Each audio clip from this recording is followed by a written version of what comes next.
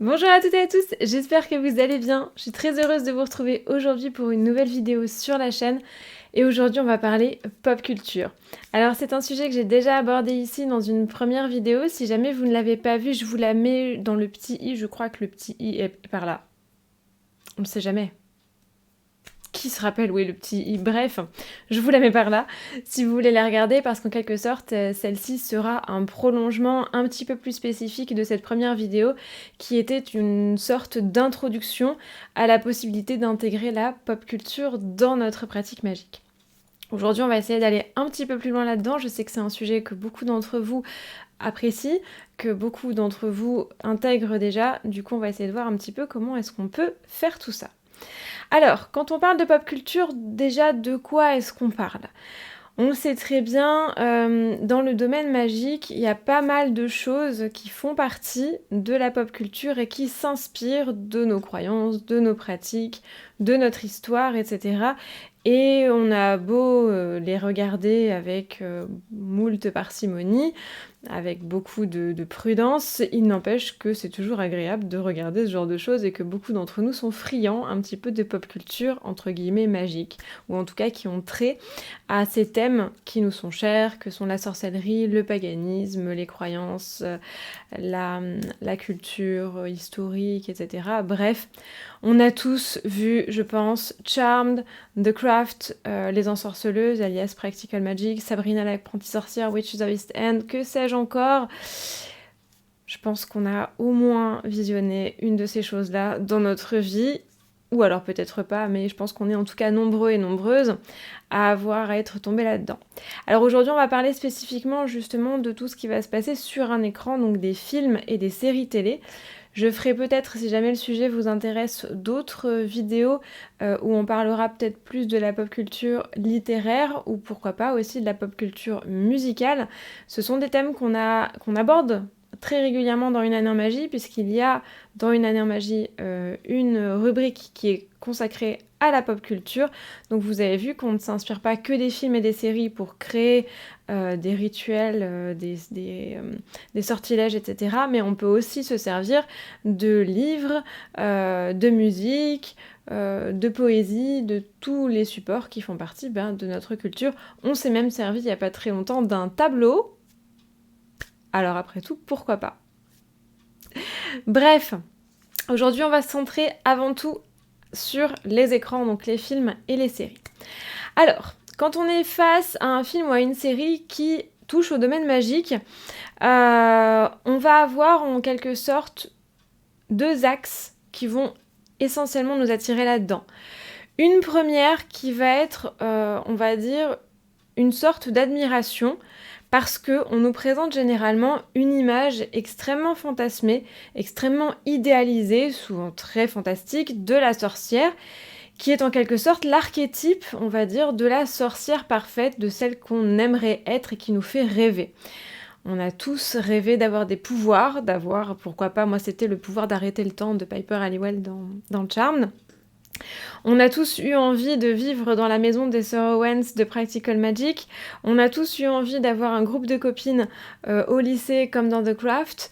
Voilà, je pense qu'on a tous eu envie de parler à notre chat comme Sabrina Spellman et son chat Salem. Bref, ou de se métamorphoser, ou de voler sur un balai tel Harry Potter. Bon, on a beau savoir que c'est pas vrai, que c'est du fantastique, que toutes ces choses-là n'existent pas. Même la maison des Sir Owens dans Practical Magic, sachez qu'elle n'existe pas. C'est un décor qui a été créé. Oui, moi aussi, j'ai pleuré des larmes de sang quand je l'ai appris. Cette maison n'existe pas. Pour la petite histoire, Barbara Streisand, après avoir vu le film, a eu très envie d'acheter cette maison, donc elle avait déposé une demande d'achat et on lui a expliqué que la maison n'existait pas. Donc elle a dû tomber de très très haut. Barbara, on est avec toi, nous aussi on est tombé de haut avec cette info. Bref, c'était le passage sur l'info dont on se fiche éperdument. Voilà, pour d'autres infos inutiles, suivez ma chaîne, abonnez-vous. Merci, bisous. Bon, on va revenir à notre sujet, revenons à nos moutons spatiaux, n'est-ce pas? Alors pourquoi est-ce que ça nous fait rêver alors qu'on sait que c'est pas vrai tout ça? Eh bien tout simplement parce que ça fait travailler notre imagination, ça nous renvoie à nos rêveries d'enfants, à nos fantasmes, et ça nourrit en quelque sorte une espèce de muse intérieure qu'on a, et ça va servir à nous inspirer. En revanche, le deuxième sentiment qu'on peut avoir, eh bien, ça va être justement le sentiment de réalisme qui découle de ça. C'est-à-dire que, bah non, en fait, quand on regarde tout ça, on se rend compte que la sorcellerie, c'est pas du tout ça. Mais pas du tout. Du tout. Je pense qu'on a tous ragé derrière nos écrans devant un film ou une série qui parle de sorciers et de sorcières parce que non, on va certainement pas ressusciter quelqu'un en lui traçant un pentagramme sur la poitrine avec de la crème chantilly. On va certainement pas utiliser une rose rouge pour bannir un amoureux. On va certainement pas utiliser un oiseau en cage pour représenter l'élémentaire. On est d'accord. Ça, ce sont des erreurs réelles qui viennent vraiment de films. Et ça nous fait râler, on est bien d'accord. Et évidemment, le problème, c'est que toutes ces erreurs et tous ces clichés peuvent en réalité causer du tort à la véritable sorcière que nous sommes, ou que nous aimerions devenir, ou que nous aimerions être. Puisque ça véhicule des préjugés, ça véhicule des clichés, souvent une image assez mauvaise de la sorcière. Et l'ennui, c'est que ce sont des choses que le grand public va retenir et qui nous retombent dessus à la première occasion. Du coup, on a vraiment ces deux pôles face à la pop culture sorcière de se dire ah ouais c'est cool, ça fait rêver et oh là là encore des conneries qu'il va falloir corriger.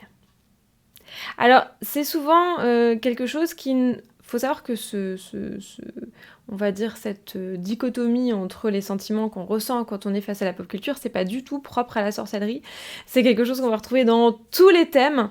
Moi j'ai énormément râlé devant Vikings. Parce que niveau historique, c'est complètement pété. Bon, on va pas se leurrer, Vikings, c'est une vaste daube. J'ai râlé devant Gladiator, j'ai rage quit devant 3. Bref, voilà, quand on est passionné d'histoire, les films historiques, je pense qu'on s'arrache les cheveux. Moi, je suis pas mal de chaînes historiques parce que j'adore ça et je vois des gens rager là-dessus. Si on est architecte et qu'on regarde des films sur l'architecture, je pense que c'est pareil, on lève les yeux au ciel. Les psychologues devaient être en PLS devant le silence des agneaux. Bon, bref, on rage tous. Parce que le cinéma, c'est pas la vraie vie. Spoiler alert, c'est du cinéma. Alors, du coup, pourquoi est-ce qu'on ressent ça en fait ? Si on aime ça, si on aime le rêve, si on a conscience que ce qu'on regarde c'est pas vrai, c'est de la fiction, mais qu'on sait très bien que tout ça, que tout ça n'existe pas, pourquoi est-ce que ces incohérences nous font râler ?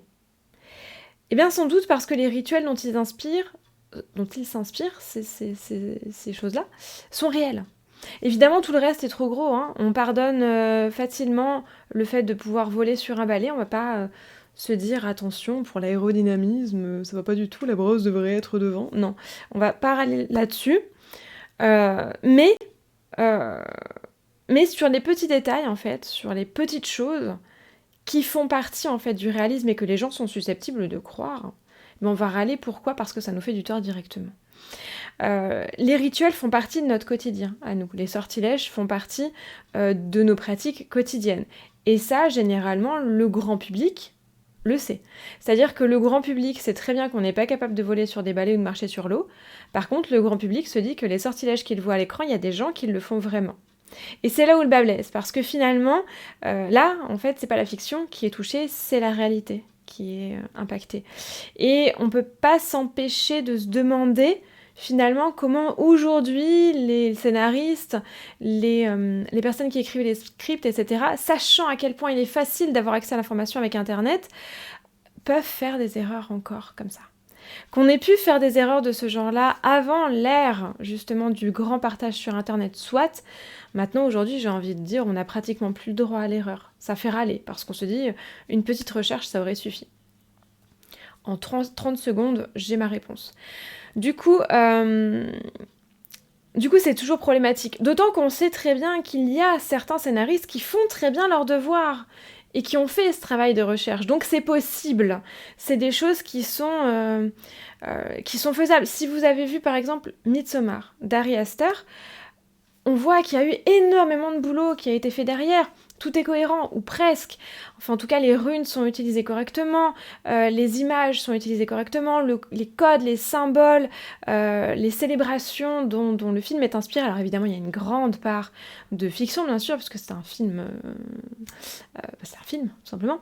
Mais si on regarde dans les petits détails, c'est un petit bijou de recherche. Alors qu'à côté de ça, si vous regardez le film, Le Rituel de David Bruckner, c'est une catastrophe. Ça frôle le ridicule. Le mec a fait n'importe quoi avec les runes. Il a pris les runes au pif. On a l'impression qu'il a joué au bogle avec, qu'il les a mélangées et tadam, ça fait... Non, voilà. Il y a deux poids, deux mesures. Et ça traite du même sujet.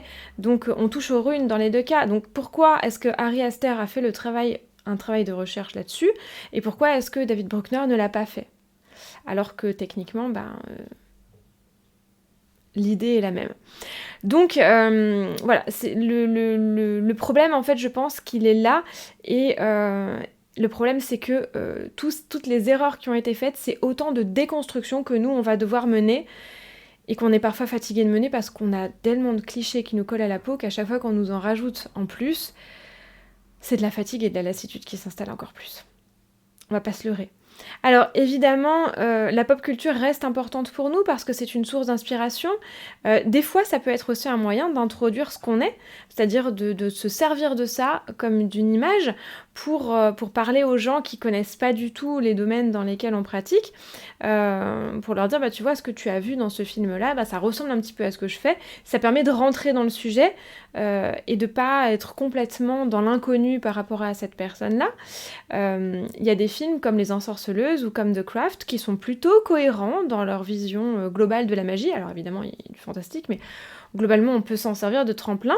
Ça peut permettre d'entamer la discussion, ça peut permettre de sortir du placard à balai, ça peut permettre de dédramatiser certaines choses aussi, parce que bon, même si y a des choses qui sont pas forcément très rigolotes dans ces films-là, mais il y a des choses qui sont très positives aussi. Donc ça peut permettre en fait d'avoir un sujet sur lequel se baser pour parler à quelqu'un.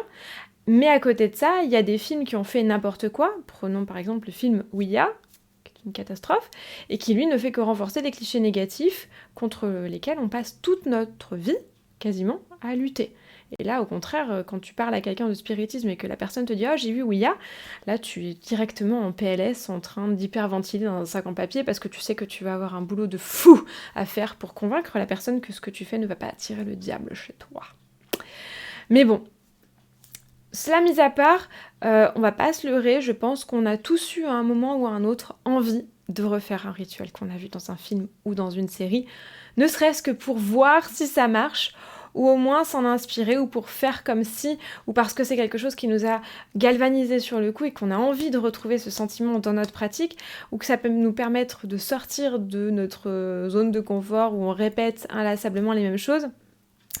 On va certainement pas le crier partout parce qu'on va avoir l'impression de passer pour un imposteur ou un illuminé, ou une, je dis un, mais évidemment, vous le genrez comme vous voulez, mais qui n'a pas essayé de refaire un rituel de charme? En tout cas pour ceux qui, comme moi, sont nés dans les années 80 ou grandis dans les années 90. Je crois qu'on a tous essayé, ou de Buffy, ou de Sabrina, ou d'Harry Potter pour ceux qui sont arrivés un petit peu plus tard. Je pense qu'on l'a tous fait, et c'est absolument normal. Donc on va essayer de dédramatiser tout ça, et à vrai dire, c'est loin d'être aussi illuminé, et c'est loin d'être aussi superficiel que ça en a l'air, d'avoir ce genre d'envie. Parce que analyser un rituel à l'écran pour le refaire, ça va nous permettre de réfléchir, d'adapter, d'expérimenter, de tester des choses, et ça, c'est des aspects très fondamentaux de notre pratique qu'on a tendance de temps en temps à laisser de côté quand on est dans une routine qui fonctionne. C'est-à-dire que quand on est dans nos habitudes, quand on sait qu'on a des go-to en magie qui marchent, on va avoir tendance à les répéter et puis pas forcément à aller voir ailleurs, alors que si on s'inspire d'un rituel à l'écran, ça va nous obliger à nous sortir les doigts du nez et à faire quelque chose pour en faire quelque chose de réaliste. Alors comment qu'on fait ? Alors première étape, première chose à faire, déjà c'est se poser la question de se dire pourquoi est-ce que j'ai envie de faire ce rituel-là ? Quelles raisons peuvent me pousser à le refaire ? Alors, on va prendre un exemple qu'on avait déjà analysé dans Une année en magie, mais je vais le reprendre ici parce que ça me semble un exemple intéressant. C'est le rituel d'amour qui s'appelle Amas Veritas dans Les Ensorceleuses. Practical Magic en VO. L'idée, c'est d'attirer à soi un amoureux parfait, enfin un amoureux idéal du moins, en énonçant une série de qualités pour le définir à l'aide de pétales blancs dans un bol. C'est quelque chose d'extrêmement facile. C'est un rituel qui peut nous attirer parce que déjà l'amour nous attire globalement, on va bien. Je pense que quand on est en sorcellerie, les rituels qui reviennent le plus souvent, c'est des sortilèges d'amour, de protection et de guérison. C'est le trio, le golden trio. Mais l'amour arrive toujours en tête, forcément. Parce que c'est quand même une des grandes préoccupations de notre existence. Ce petit rituel, il est super simple à faire. Il est touchant parce que c'est une enfant qui le fait. C'est une petite fille, qui doit avoir une douzaine d'années à ce moment-là. C'est quelque chose de très simple, qui n'a pas l'air d'avoir de danger particulier, c'est complètement inoffensif, assez innocent, et en plus c'est un rituel d'amour qui éthiquement est complètement raccord, puisqu'il ne vise pas une personne en particulier, mais essaye d'invoquer une personne fictive. Donc du coup, c'est pas de la manipulation, comme on en retrouve souvent dans les sortilèges d'amour. Du coup, ce sortilège, sur le papier, il a quasiment tout bon. Alors, deuxième étape, quand on a fait donc en fait, si j'analyse, si c'est ce sortilège-là qui me donne envie de travailler, eh bien, je me dis en l'analysant, donc en revenant sur tout ce que j'ai dit, que finalement, c'est ce genre d'amour qui m'intéresse, un amour sans danger, qui ne fasse de mal à personne, facile à mettre en place, et qui m'apporte du réconfort et qui me replonge un petit peu dans mon âme d'enfant. On a tout bon. Deuxième étape, donc, c'est l'analyse du rituel proprement dit. Donc on va essayer de le décortiquer, on va essayer de le comprendre, déjà de comprendre son but réel, ce qu'il vise à accomplir, et comment il le fait. Alors pour ça, il faut savoir que généralement, un rituel, ça si vous avez suivi l'atelier Créer ces sortilèges qu'on a mené le mois dernier, vous l'avez bien compris, la plupart des sortilèges, ils s'axent en 3 grandes étapes. La première, c'est l'appel des forces qu'on mobilise. Le deuxième, la déclaration d'intention. Et la troisième, le renvoi de l'énergie que j'ai mis en œuvre au départ. Donc j'appelle les choses qui vont m'aider. Je fais mes courses spirituelles. Je déclare mon intention, c'est-à-dire que j'affirme ce que je veux faire, j'affirme mon but et je le définis clairement. Et ensuite, je renvoie ce que j'ai appelé pour relâcher l'énergie que j'ai mobilisée dans le monde et faire en sorte que le sortilège suive son cours. Si le sortilège que vous voyez à l'écran ne respecte pas ces 3 grandes étapes-là, va falloir l'ajuster pour que ces 3 grandes étapes y rentrent. Quelquefois, on ne voit pas tout dans un rituel. Souvent, il y a une des phases qui est laissée de côté. Alors très souvent, la déclaration d'intention, c'est ce qui est le plus montré parce que c'est l'aspect vraiment rituel de la chose. Mais il arrive que l'appel des forces, au départ, ne soit pas présent, même si souvent il y est. Le plus souvent, c'est la 3e étape, c'est le renvoi des énergies qui est complètement ignoré. Et ça, c'est problématique parce que si on renvoie pas les énergies, le rituel ne passe pas. C'est un petit peu comme si vous faites un gâteau. Je prends toujours des métaphores culinaires, faut me pardonner. Vous faites un gâteau, vous avez fait donc, on va dire que le gâteau c'est pareil, on a 3 phases. La première phase, l'appel des forces, donc je rassemble mes ingrédients, je vais les acheter en boutique ou je les rassemble sur ma table. La déclaration d'intention, c'est je fais ma recette, je mélange tout ça, je vois ce que je veux faire dans l'ordre, etc. Et le renvoi des énergies, c'est je le mets au four et je le sors du four après. Donc vous êtes bien d'accord que si on oublie cette 3e phase, mon gâteau, ça va être de la pâte crue dans un saladier. Techniquement, ça peut se manger, c'est même très bon, mais c'est pas idéal pour la digestion. Et c'est pas ce que je veux faire, surtout. Donc il faut pas oublier ces étapes-là, parce que sinon votre sortilège va être bancal et risque d'échouer à cause de ça.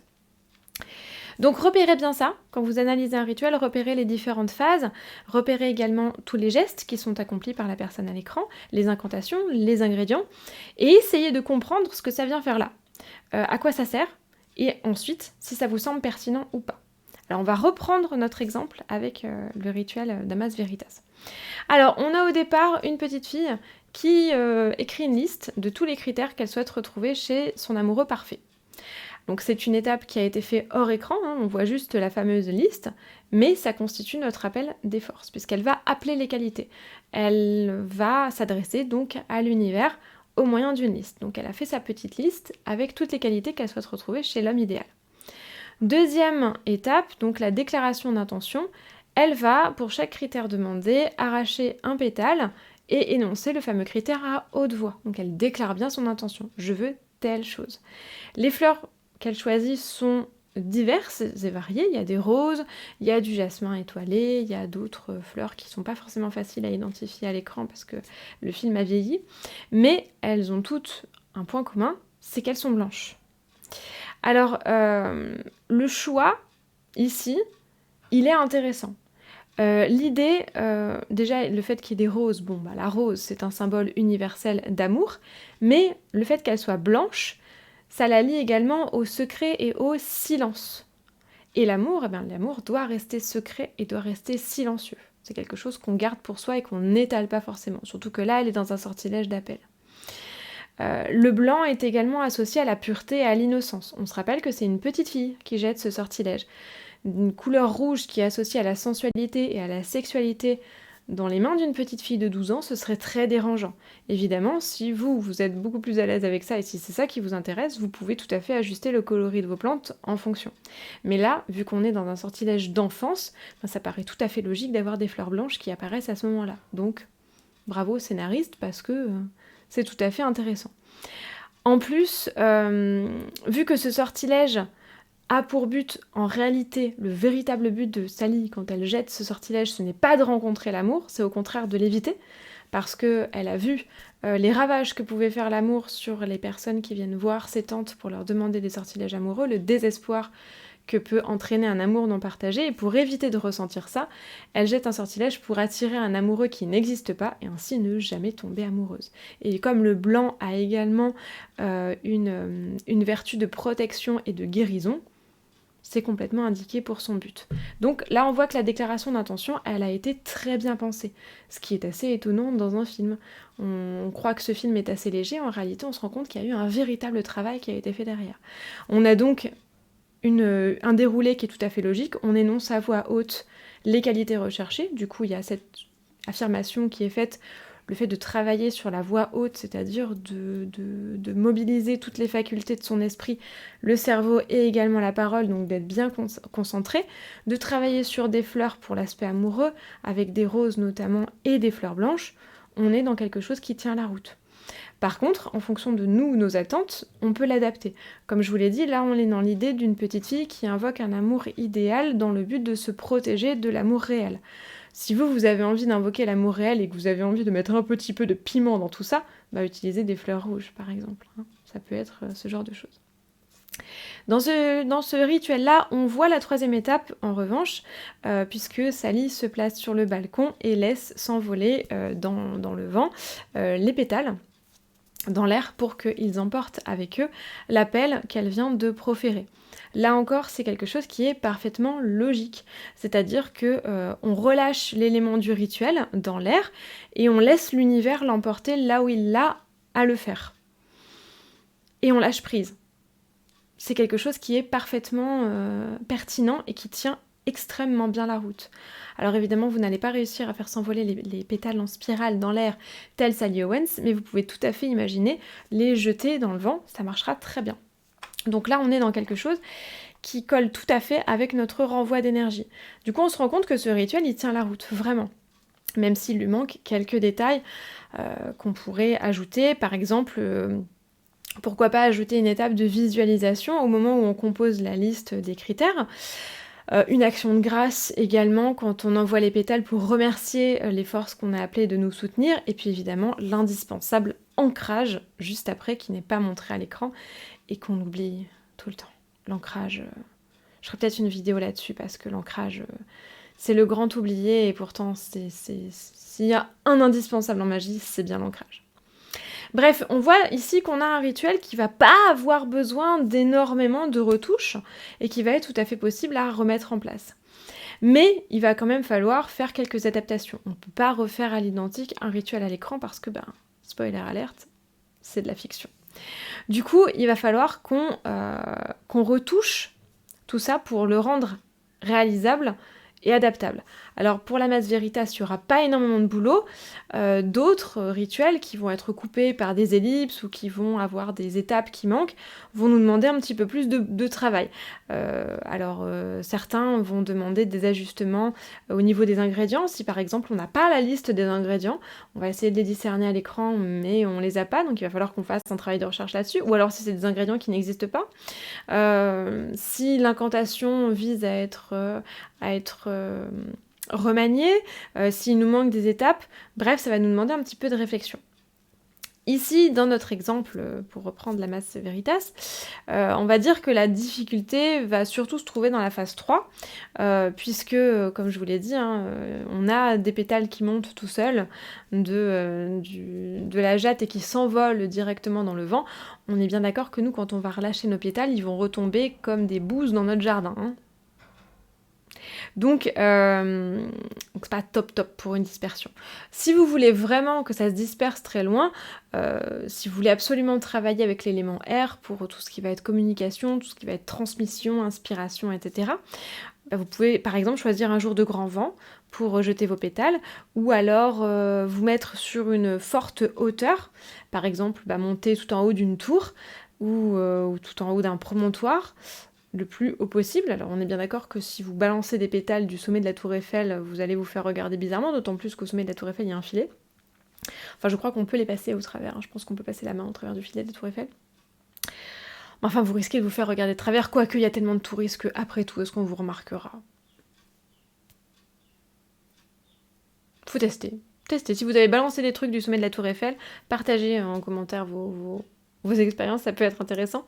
Ou alors vous pouvez aussi travailler avec un autre élément, par exemple travailler avec l'eau et répandre vos pétales non pas dans l'air mais sur une rivière et laisser la rivière emporter les pétales, d'autant que l'élément eau en amour il est particulièrement intéressant puisqu'il travaille avec l'affect, il travaille avec les sentiments, il travaille avec les émotions et du coup ça peut être intéressant aussi de simplement balancer nos pétales dans une rivière. Pourquoi pas? Et on a cette idée d'une rivière ou d'un fleuve qui va parcourir le pays, qui va parcourir un long territoire, du coup c'est des choses qui peuvent être intéressantes. Donc vous voyez, on peut adapter les choses, et surtout, il va falloir le faire en fonction de vos demandes. Vous, quand vous allez jeter ce sortilège, vous n'êtes pas une petite fille de 12 ans qui a envie de se protéger d'une malédiction qui fait que les hommes que l'on aime meurent prématurément. On est bien d'accord. Donc, il va falloir adapter tout ça pour faire en sorte que ça colle avec votre réalité à vous et pas avec la fiction du film dont c'est issu. Une fois qu'on a fait tout ça, une fois qu'on a remanié notre rituel, qu'on l'a réécrit, qu'on l'a adapté, qu'on l'a rendu réaliste et réalisable, ce que je peux vous conseiller, c'est d'en garder une trace, de préférence écrite. Alors ça peut être dans votre livre des ombres, ça peut être dans votre journal, ça peut être dans un carnet, peu importe. Ça peut être dans votre mémoire si vous avez une mémoire d'éléphant et vous avez beaucoup de chance, ce n'est pas mon cas. Mais plus vous allez le garder, plus vous allez pouvoir l'analyser après. Y revenir une fois que les choses auront été faites pour voir ce que cette expérience a donné. Pour voir si ça a donné des résultats et si oui, lesquels. Est-ce que c'était les résultats auxquels vous vous attendiez? Est-ce que c'était autre chose? Et pourquoi? Ça va vous aider vraiment à vous développer. Alors, en plus de noter les ajustements et le déroulé du rituel que vous avez accompli, n'oubliez pas de noter toutes les informations annexes. Donc le moment que vous avez choisi, le jour, l'heure, la phase de la lune, pourquoi pas aussi le temps qu'il faisait, la saison pendant laquelle vous l'avez fait, pourquoi pas le signe du zodiaque dans lequel le soleil se trouvait, l'état d'esprit dans lequel vous étiez, la pièce de la maison que vous avez choisie, la qualité des ingrédients, est-ce que ça vous a demandé du travail, ce que vous avez ressenti en le faisant, ce que vous avez ressenti après. Bref, notez le maximum de détails parce que ensuite ça va vous aider à voir ce qui a marché, ce qui a été pertinent en cas de réussite, ou au contraire ce qui n'a pas fonctionné, ce qui a pu pêcher en cas d'échec. Et sachez que les échecs sont extrêmement formateurs, donc si ça n'a pas marché, ne vous dites pas je suis nulle ou le rituel est pas bon. Demandez-vous plutôt pourquoi. Il y a forcément une raison. Essayez de comprendre ce qui n'a pas fonctionné et éventuellement apporter les ajustements, les modifications nécessaires, pourquoi pas avant de retenter. Ça peut être une idée. Et vous allez voir que c'est comme ça qu'on apprend le plus, en faisant des erreurs, en se trompant. Plus un rituel va échouer et plus vous allez pouvoir en apprendre. Parce qu'un rituel qui réussit, c'est pas toujours ce qui a marché dans le rituel. Donc c'est toujours bien de faire un essai-erreur. Et surtout, dédramatiser le fait de vous inspirer des films et des séries pour vos rituels. Ils n'ont pas moins de valeur que les rituels qu'on trouve dans les livres, puisque très souvent, ils en sont inspirés directement. Les scénaristes, à part les scénaristes qui font n'importe quoi et qui ont la flemme complète, comme certains qu'on a cités, les scénaristes, quand ils travaillent sur ce genre de choses, tel Harry Esther, ils font des recherches. Et où est-ce qu'ils vont chercher ? Ils vont chercher dans les bouquins sur le sujet. Donc les rituels que vous voyez à l'écran, ils sont très certainement inspirés des mêmes livres que vous avez lus, vous, quand vous avez étudié la sorcellerie. Seulement, ils ont été remaniés pour être vendeurs à l'écran, chose que vous n'avez pas fait. Vous les remaniez pour qu'ils soient efficaces. Dans un film, le rituel n'a pas à fonctionner. Le rituel, il a à faire rêver. Donc, c'est pas du tout la même finalité. Mais l'origine du rituel, globalement, elle est la même. Du coup, le rituel à l'écran n'a pas moins de valeur que celui que vous allez faire qui est inspiré d'un bouquin, puisqu'ils sont piochés au même endroit. Il y en a même qui font appel à des consultants. Par exemple, sur The Craft, il y avait une consultante Wiccan qui avait été contactée justement pour voir si les choses étaient à peu près cohérentes. Donc c'est pas fait complètement avec les pieds, à part pour certains films qui sont complètement faits avec les pieds, mais la plupart des films font quand même un minimum de devoirs pour que les choses soient un tout petit peu logiques, un tout petit peu réalistes, un tout petit peu pertinentes. Et honnêtement, je peux parler par expérience parce que j'ai beaucoup fait de rituels inspirés de pop culture. Je me suis servi beaucoup de charmes, évidemment. Je me suis aussi servi des ensorceleuses, bien sûr. Je me suis servi de films comme Sleepy Hollow. Je me suis servi de livres. Je me suis servi de chansons. Et très franchement, l'efficacité n'a pas été moindre que les rituels que j'avais pris dans des livres. Bien au contraire. C'était souvent supérieur. Parce que ça m'obligeait à faire un travail de recherche et un travail de remaniement qu'on fait pas forcément avec un rituel dans un livre qu'on va reprendre tel quel parce qu'on se dit s'il est dans ce bouquin, c'est qu'il est sérieux, c'est qu'il va fonctionner, donc je le reprends.